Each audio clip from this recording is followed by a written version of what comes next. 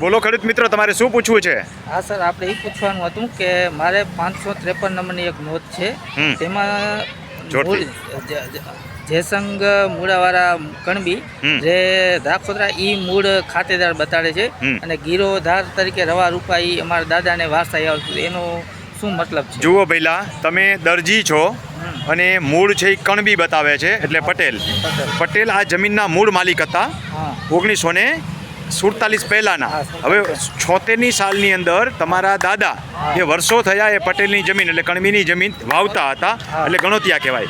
ગણોત ધારા નીચે એ પટેલનું નામ નીકળી ગયું અને તમને જમીન મળી ગઈ. આવી રીતે તમારે કોઈ ચિંતા કરવાની જરૂર નથી. આ જમીન તમને યાવતચંદ્ર દિવાકરો જેમ કહીએ એ રીતે સરકારે તમને ગણોતિયા તરીકે આપી દીધી. કોઈ ચિંતા કરવાની જરૂર નથી. આ જમીનના માલિક તમે જ છો. એ જે કણબી પૂર્વ માલિક હતા એ નીકળી ગયા, પટેલ નીકળી ગયા અને ગણોત ધારા નીચે આ જમીન તમારા ફાધરને બકાયદા એલોટ થયેલી છે. તમારે એ નોંધ બાબતે બિલકુલ ચિંતા કરવાની જરૂર નથી.